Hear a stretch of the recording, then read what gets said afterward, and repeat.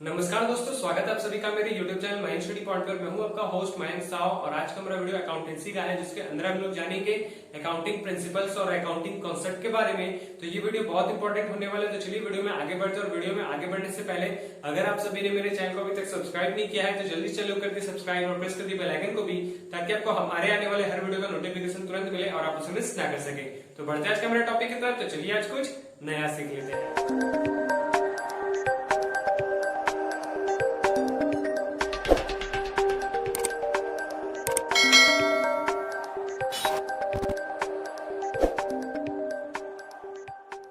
तो दोस्तों अब हम लोग अपने टॉपिक की तरफ बढ़ते हैं। तो आज का मेरा टॉपिक है अकाउंटिंग प्रिंसिपल्स को समझेंगे।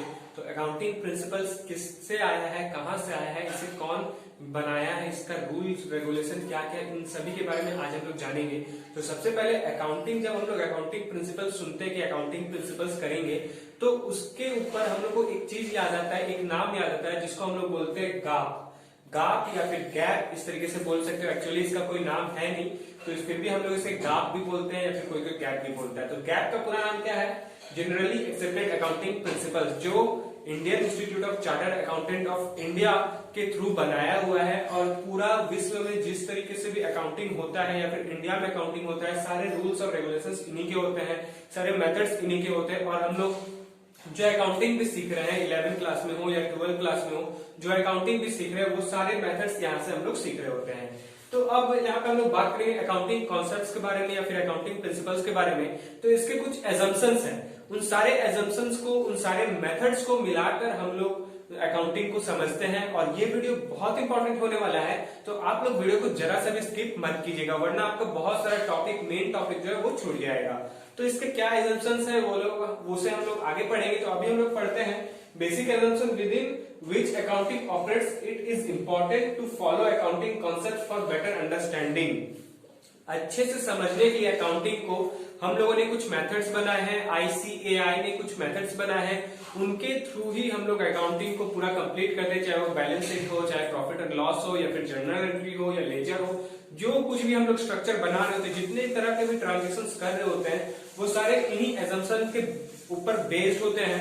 तो चलिए हम लोग जानते हैं कि वो अकाउंटिंग प्रिंसिपल्स या फिर वो अकाउंटिंग कॉन्सेप्ट्स क्या है। दोस्तों अब हम लोग यहाँ पे बात करते हैं हमारे कॉन्सेप्ट के बारे में, हमारे एजम्पशंस के बारे में। तो सबसे पहले कोई भी बिजनेस स्टार्ट करने से पहले या फिर कोई भी बिजनेस का अकाउंटिंग करने से पहले हम लोग ये एज्यूम करते हैं कि वो बिजनेस का एंटिटी क्या है। एंटिटी यानी कि पहचान। आप लोग कॉपी में मेरे वीडियो को देख रहे हो तो कॉपी भी और पेन भी लेकर बैठे और नोट डाउन करते हैं।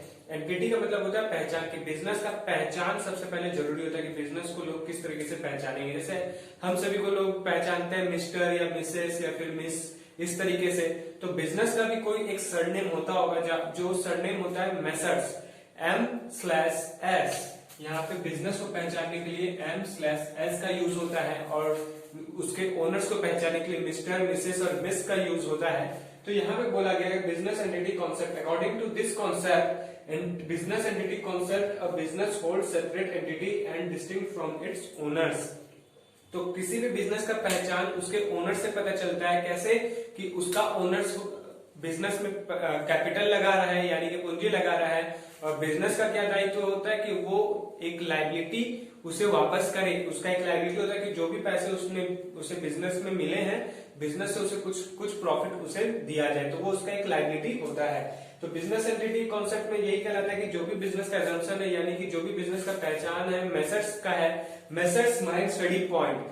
बात आप ध्यान से समझिएगा। मेसर्स महेंद्र स्टडी पॉइंट में मैंने इस बिजनेस में कुछ कैपिटल लगाया, स्टैंड खरीदा, लाइट्स लगाया, फोन खरीदा, जो भी लिया, वो सारे इक्विपमेंट्स को मैंने यूज किया, उसे यूटिलाइज किया है। अब उसका हर साल मैं एक अकाउंटिंग ऑडिटिंग करवाता हूँ, या फिर अकाउंटिंग एक फील्ड बनाता हूँ, एक बैलेंस शीट या एक प्रॉफिट लॉस बनाता हूँ, जिसमें मुझे लिखा रहता है कि मैंने इतना का इंक खरीदा है, इतना का ये खरीदा, उतना का वो बेचा, इसके मेरे ये प्रॉफिट हुए हैं, ये सारी चीज। तो ये होता है एंटिटी और डिस्टिंक्ट, जो ओनर्स से भी पता चलता है, ओनर्स के थ्रू पता चलता है, फिर ओनर्स के बारे में पता चलता है कंपनी के थ्रू। दूसरा एजम्पशन आता है मनी मेजरमेंट कॉन्सेप्ट। अब आपने बिजनेस को सोच लिया बनाना है, बिजनेस सोच लिया, बन रहा है, चल रहा है, अब उसमें आता है money measurement concept. Money measurement concept क्या होता है? इसमें आपके बिजनेस में जो भी चीजें पैसे से रिलेटेड है, जितने भी ट्रांजेक्शन पैसे से हुए हैं, उन सभी चीजों को आपको यहाँ पे मनी मेजर करना पड़ता है, उसको आपको लिखना हो, चाहे वो किसी तरह प्रॉफिट हो या किसी तरह लॉस हो, चाहे वो उधार हो, हर तरह का एंट्री आपको यहाँ पे लिखना होता है। ऐसा नहीं कि आप जैसे कि आप किसी शॉप में है, वहां पे आपके स्टाफ जो है एक दूसरे से झगड़ा कर रहे हैं, तो झगड़ा करने का आप क्या ट्रांजेक्शन करोगे, उसका कोई ट्रांजेक्शन नहीं होता। अगर उस झगड़ा का वजह से आपका दुकान का या फिर आपका शॉप का कोई चीज टूट जाता है या खराब हो जाता है या बर्बाद हो जाता है, यानी कि लॉस हो जाता है, तो उसे आप अपने अकाउंट बुक में लिखोगे, बुक ऑफ अकाउंट्स में लिखोगे, एंट्री करोगे, हाँ ये चीज का नुकसान हुआ है। तो वो क्या हो जाता है, वो सारे पैसे से मेजर किए जाते हैं, वो सारी चीजें पैसे से मेजर होते हैं। ठीक है, तो ये मनी मेजरमेंट कॉन्सेप्ट हो गया। इसको एक और चीज से हम लोग देख सकते हैं कि आपने कुछ खरीदा, मान लेते हैं आपने 1 लाख का मशीनरी खरीदा, अब उसका टाइमिंग है 5 साल, अब वो उसका लाइफ टाइम है 5 साल। 5 साल में आप उसे किस तरीके से यूज कर रहे हो, कितना कितना उसका वैल्यू घट रहा है, 1 साल का उसका कितना वैल्यू था, वो हम लोग मेजर करते हैं। यानी कि 1 लाख डिवाइडेड बाई 5 करते हैं, तो हम लोग को उसका रोज हर साल का वैल्यू यानी कि यूजेस एक्सपेंसेस उसका मिल जाता है कि हमने हर साल इतने रुपए का एक्सपेंस किया है। 1 लाख डिवाइडेड बाई 5 कितना होता है, आप मुझे नीचे कमेंट करके बताएंगे। अब आता है गोइंग कंसर्न कंसेप्ट। तीसरा हमारा एजम्पशन होता है गोइंग कंसर्न कंसेप्ट, कि आप बिजनेस चला रहे हो, बिजनेस के अंदर आपका मनी मेजरमेंट हो रहा है। तो गोइंग कंसर्न क्या होता है, गोइंग कंसर्न यानी कि लंबे समय तक चलना, कोई भी चीज को लंबे समय तक चलना। आपने कभी ऐसा सुना है कि मैं बिजनेस से 5 साल के लिए चला रहा हूं या 2 साल के लिए चलाया हूं या फिर 2 महीने के लिए मैंने बिजनेस किया है? नहीं, आप जब भी सुनोगे, किसी से भी सुनोगे, तो ये कहेंगे कि वो मेरा बिजनेस जो है वो लंबा समय तक चलेगा और मैं यही अनुमान करता हूं कि उसका कभी लॉस नहीं होगा। तो गोइंग कंसर्न कंसेप्ट भी यही कहता है, according to this assumption it assumed that the business shall continue for the unlimited period of time and there is no intention to close the business or scale down its operations significantly। तो यहाँ पे वही चीज बताएगा कि आप कोई भी बिजनेस चला रहे हो, चाहे मैं ये माइंड स्टडी पॉइंट चला रहा हूँ या फिर मेरा इंस्टाग्राम चला रहा हूँ, उसमें मेरा कोई भी ऐसा इंटेंशन नहीं कि मैं इसे बंद कर दूंगा। हो सकता है मैं वीडियोस लेट से डालूं, हो सकता है कोई बिजनेस धीरे धीरे चलाए, 1 दिन बंद करे, 2 दिन चलाए, 2 दिन बंद करे, 3 दिन चलाए, लेकिन वो बिजनेस कंटिन्यू चल रहा है। ऐसा कोई नहीं बोलता कि मेरा बिजनेस हो गया, अब मैं बिजनेस नहीं करूंगा, मेरा 2-3 साल मैंने कंप्लीट कर लिया, मुझे बिजनेस नहीं करना। तो ऐसा कोई इंटेंशन नहीं होना चाहिए बिजनेस को चलाने के लिए। अगर आपका कोई ऐसा इंटेंशन होता है तो फिर वो बिजनेस नहीं चलता है, वो आपका रिवेन्यू होता है, आपका उसमें कोई कैपिटलाइजेशन नहीं होता है, आप उसमें कुछ पैसे कैपिटल, आपका उसमें कोई भी प्रोडक्ट जो है, कोई भी मशीनरी है, वो कैपिटलाइजेशन पे कैलकुलेट नहीं होता है, वो हमेशा रिवेन्यू पे कैलकुलेट होता है। तो इसके ऊपर भी हम लोग चलते हैं। अब हम लोग देखते हैं कि हमारे चौथे और पांचवे और छठे क्या क्या एजम्पशंस है। तो दोस्तों अब हम लोग जानते हैं कि हमारे तीसरे चौथे मतलब नेक्स्ट एजम्पशंस क्या होते हैं। तो चौथे एजम्पशंस हमारे आते हैं कंसिस्टेंसी कॉन्सेप्ट। कंसिस्टेंसी यानी कि रेगुलर, आप मेरे वीडियोस को रेगुलर देखते हो, मैं हर दिन 10 बजे एक नया वीडियो डालता हूँ डिफरेंट सब्जेक्ट्स के, तो ये एक कंसिस्टेंसी है। आपसे मैं रोज मिलने आता हूँ, या फिर अगर आप बिजनेस कर रहे हो तो आप बिजनेस रोज खोलते हो, रोज अपनी दुकान खोलते हो, रोज अपने शॉप खोलते हो, ये हर तरह का बिजनेस में होता है। तो कोई भी तरह का बिजनेस हो तो आपको उसमें कंसिस्टेंसी रखना हो कि आप रेगुलर आ रहे हो, रेगुलर सेल कर रहे हो, रेगुलर परचेज कर रहे हो, तो ये चीज आपको रखना पड़ता है। फिर तो इसमें according to this assumption accounting practice once selected and adopt should be applied consistency year after year। तो यहाँ पे क्या बोला जा रहा है, तो यहाँ पे वो चीज बोला जा रहा है कि अगर आप अपने बिजनेस अकाउंटिंग में जो मेथड यूज कर रहे हो तो उसी मेथड को आप हमेशा रेगुलर रखोगे। ऐसा नहीं है कि आप आज दूसरा मेथड यूज कर रहे हो, कल परसों दूसरा मेथड यूज कर रहे हो, वैसा नहीं। आपको हर ईयर सेम मेथड का यूज रखना है। और वो क्यों रखना है, ताकि आप पिछले बार से इस बार का कंपैरिजन कर सको और पता चल सके कि आपका बिजनेस पिछले साल से इस साल कितना ज्यादा ग्रो किया है और कितना ज्यादा फ्लो किया है। ये चीजों का पता चलता है कंसिस्टेंसी कंसेप्ट से।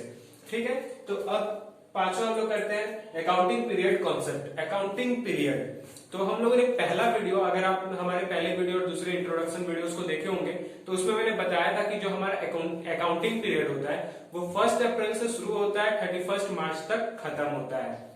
वो हम लोग का अकाउंटिंग पीरियड होता है। तो असल लोग फाइनेंशियल ईयर उसे हम लोग बोलते हैं, वो फाइनेंशियल ईयर होता है। तो उस फाइनेंशियल ईयर में हम लोग क्या करना पड़ता है, जो भी हमारा ट्रांजेक्शन हुआ है, जो कुछ भी हमारे साथ हुआ है, वो सारे चीजें का रिपोर्ट बनाना होता है और उन सभी को ICAI में हम लोग को सबमिट करना पड़ता है, यानी कि institute of chartered accountant of India, उन्हें सबमिट करना पड़ता है। वो चेक करते हैं कि आपका काम सही हो रहा है या गलत हो रहा है, ये सारा चीज। तो वो किस तरीके से होता है, कोई कोई डे बाय डे लेते हैं, कोई कोई डे बाय डे कैलकुलेट करते हैं। आप आईसीआई को आप ईयर में दे रहे हो, लेकिन आप उसे हर दिन कैलकुलेट कर रहे हो, उसे हर दिन ऑडिट कर रहे हो, अकाउंटिंग कर रहे हो।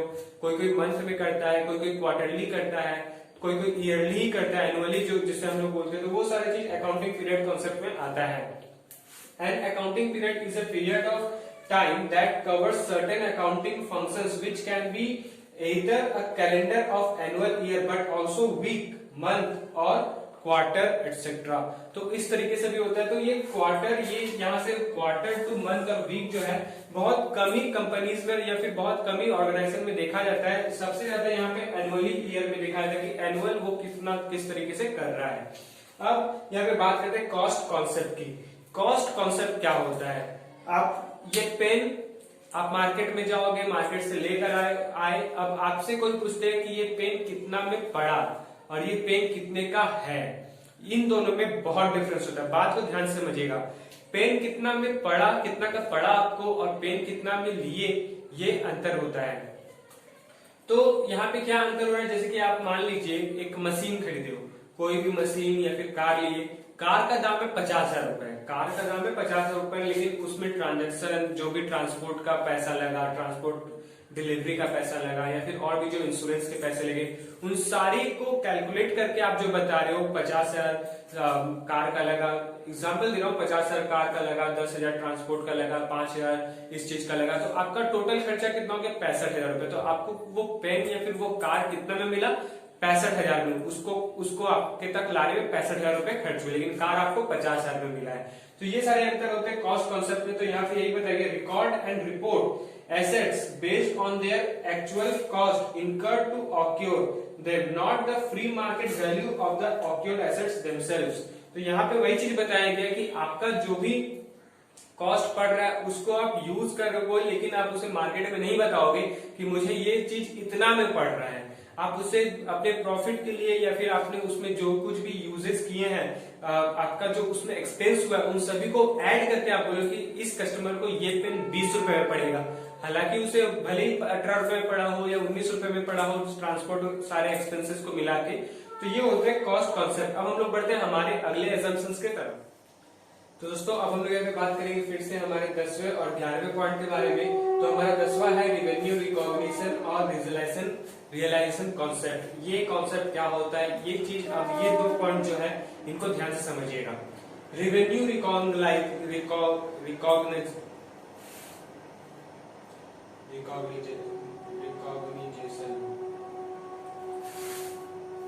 रियलाइजेशन कॉन्सेप्ट बोलते हैं, रिकॉग्नाइजेशन।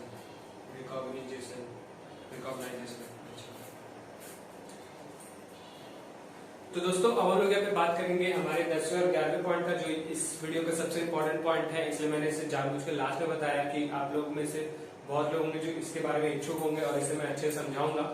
तो रिवेन्यू रिकॉग्निशन और रियलाइजेशन कॉन्सेप्ट क्या होता है कि आप बिजनेस में ये पेन गए मार्केट में लेने, आपके पास उस वक्त पैसा नहीं है, दुकानदार को आप बोले कि सर मेरे पास अभी पैसा नहीं है, ये पेन दीजिए, मैं आपको 2 दिन बाद दे दूंगा। तो ये हो गया क्या उस दुकानदार का कि वो एंट्री कब करेगा, उसी टाइम पे उसे एंट्री करना होगा कि इस आदमी को मैंने ये पेन दिया है 20 रुपए का। अब आप उसे कब दे रहे हो नहीं दे रहे हो वो उस वक्त करेगा बाद में, लेकिन अभी फिलहाल वो जो भी एंट्री है इस वक्त करेगा जो उस सिचुएशन में उस टाइम पे हुआ है, चाहे वो आपसे उधार में लिया हो या फिर आप उनसे उधार में लिए हो, चाहे किसी भी तरीके का पैसे से रिलेटेड ट्रांजेक्शन होगा, वो उसी वक्त लिखेगा कि मेरे पास उस समय पैसे आ रहे हैं।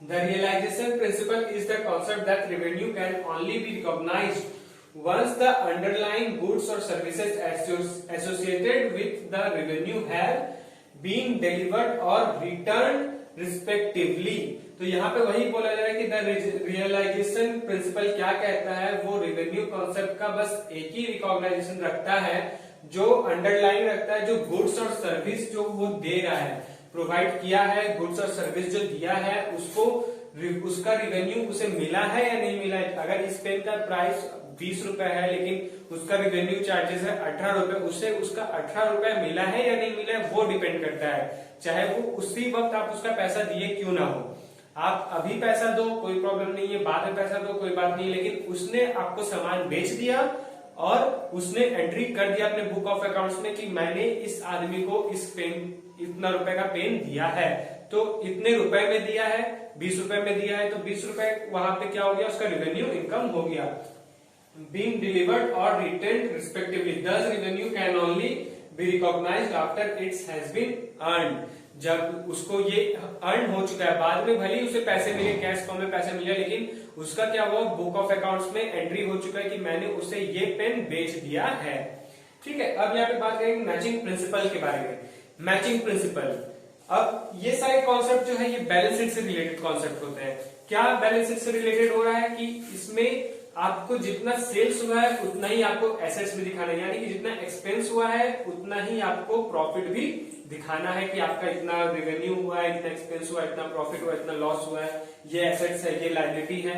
तो आपको दोनों मैचिंग रखना है। बैलेंस शीट अगर देखे होंगे आपके पापा के या फिर आपके भाई के, जो भी अगर बिजनेस करेंगे तो वो लोग आईटीआर फाइल बनाते होंगे, इनकम टैक्स रिटर्न फाइल। तो उसमें हम लोग को चार्टर्ड जो होते हैं, आपके जो पर्सनल चार्टर्ड होंगे, चार्टर्ड अकाउंटेंट, वो आपको एक ट्रेडिंग अकाउंट और एक बैलेंस शीट बनाकर देते होंगे। ट्रेडिंग अकाउंट में सारा नेट प्रॉफिट लिखा रहता है, ग्रॉस प्रॉफिट लिखा रहता है, और बैलेंस शीट में आपको पूरा स्टेटमेंट दिखाया रहता है कि कौन सा कितना का लायबिलिटी हुआ है, कितने रुपए का हम लोग का एसेट्स बना है, दोनों इक्वल रहेगा। तो वो चीज इसमें आता है matching principal. The matching principal is an accounting concept that decades companies report expenses. Matching principal एक अकाउंटिंग कॉन्सेप्ट है जो डिकेट करता है कंपनी का रिपोर्ट, एक्सपेंस रिपोर्ट को, जो कंपनी का एक्सपेंस रिपोर्ट को डिकेट करता है। In accounting the terms sale and they are related to revenues, sale and they are related to revenue and expenses matched on the income statement. जो भी उनका इनकम स्टेटमेंट होता है वो ये दोनों जगह पे मैच करना चाहिए। सेल के अंदर जो रिवेन्यूज और एक्सपेंस हुआ है वो सारा मैच होना चाहिए कि आपने ये पेन 18 रुपए में लेकर आया, 18 रुपए का आपका पड़ा नहीं, लेकिन 18 रुपए में आप लेकर आए हो। कैसे कि उसमें आप जो जहां से लेकर आए उसका खर्च लगा है, तो आपने 16 रुपए का आपको वो पेन पड़ा, लेकिन उसमें जो खर्च हुआ है, जो इंश्योरेंस हुआ है, वो 2 रुपए उसमें एक्स्ट्रा हो गए, और आप उसे और 2 रुपए में एक्स्ट्रा बेच दो ताकि आपको कुछ प्रॉफिट हो सके। तो वो सारा चीज जो होता है वो सारा ऐड करके, वो सारा मैच करके जो सेल्स में निकलता है वो हम लोग को इनकम स्टेटमेंट में दिखाना पड़ता है। अब हम लोग चलते हैं हमारे वीडियो को आखिरी पॉइंट पे और आखिरी अजम्पशन पे, और आज का ये वीडियो हम लोग वहां पे खत्म करें। दोस्तों अब हम लोग वीडियो के आखिरी पॉइंट पे पहुंच चुके हैं, आखिरी अजम्पशन पे पहुंच चुके हैं कि ये है कि dual aspect concept. Dual aspect concept क्या होता है? जैसे कि हम लोग कोई भी ट्रांजेक्शन करें किसी भी तरीके का, उसमें हम लोग डबल एंट्री करते हैं। हम लोग को वहां पे 2 तरह से फायदा होता है या 2 तरह से नुकसान होता है, या जो भी चीजें एसेट्स और लायबिलिटीज में इंक्लूड होते हैं। जैसे कि मान लेते हैं कि हमने कुछ परचेज किया, परचेज मशीन इन कैश, तो हमारा एसेट कैश भी है और मशीन भी है। यहाँ पे प्लस कैपिटल दे देता हूं, कैपिटल आपको अच्छे से समझ में आएगा। तो हमारा ये 2 पॉइंट होता है। हमने परचेज किया मशीनरी, तो मशीनरी भी हमारा एसेट हो जाता है, कैश क्या था वो भी हमारा एसेट गया।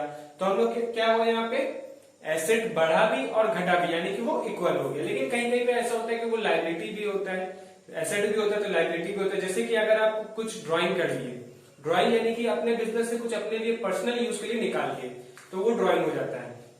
तो जो वो पर्सनल यूज हुआ है, पर्सनल यूज में क्या हो जाता है कि drawing account debit to cash या फिर जो भी है, तो वहां पे आपका क्या हुआ, कैश भी कम हो गया और कैपिटल भी आपका बिजनेस का कम हो गया।